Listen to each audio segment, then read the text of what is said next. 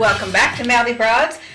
We're talking to Susanna Matthews, who's the author of Revising Mrs. Robinson. There you go. See? Vanna, would you?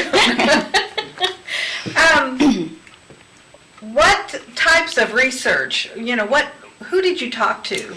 I talked to women all across the country, so most of them whom I did not know personally, and it was sort of a difficult ask at first. Hi, you don't know me, but this is who I am and what I do, and this is why I'm doing this research, and would you be willing to tell me your story? And most women were willing. There were a few who were actually not receptive to talking to me because they actually felt some degree of shame about that relationship, so we didn't get very far there. I did try to talk to some men as well, but oftentimes once they found out that my interest was purely academic and not romantic, then that was sort of a conversation ender instead of a starter, unfortunately. But I also dove into the social science research because I really wanted to know what I could learn from like communications theory and from the psychology of aging and psychology of gender and those kinds of things. How much does your book sell for?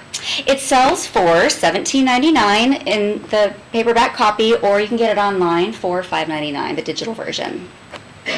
Very cool. I'd be interested in reading that. Yeah, I hope you'll check it out. So there are some definite, blessings, but there are also some pitfalls as well. So I hope that this will help people truly navigate. So could you give us an example of what you write in your book about a pitfall about dating someone that's younger? Well, so one of the challenges could be actually just inside the mind of the female. And if you grow up female in this country, you know, without anyone telling you explicitly, that youth and beauty are prized at any age, okay? That's just something that we absorb by osmosis growing up in this culture.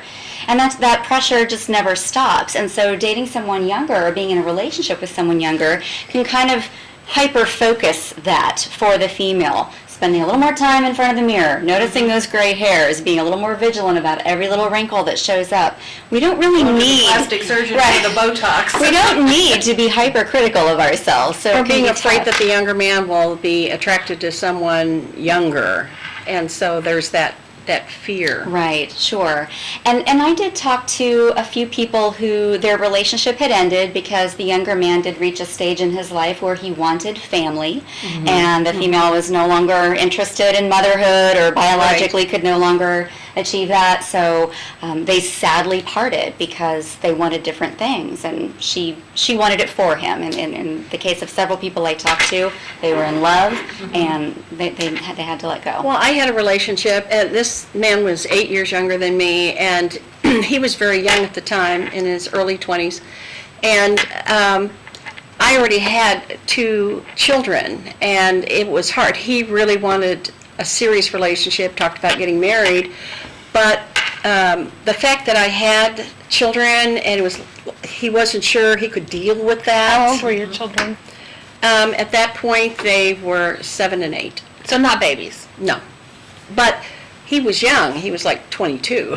And so for him, taking on that was a little bit frightening. And so that ended the relationship. Yeah. And the women who were either empty nesters or close to being, so maybe their children were in high school or college, they tended to have better longevity with their intergenerational relationships.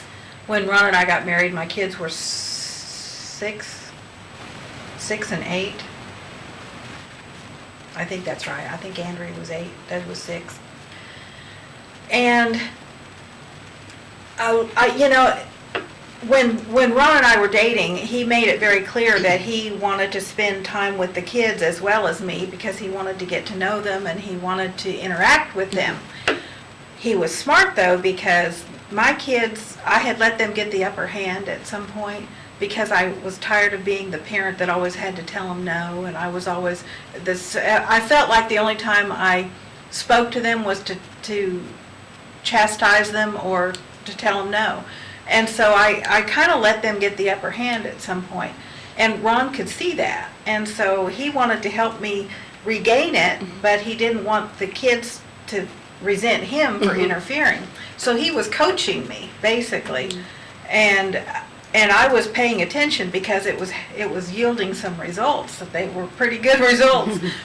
And the kids, for the longest time, did not realize that you know, because they said that, or Doug made the comment one day that, that he and Andrea were discussing the fact that Mom had developed a spine. Oh, my. They noticed. And they weren't happy about that, but, you know, but they didn't know where it came from. They didn't resent Ron for it because they didn't see it coming from him.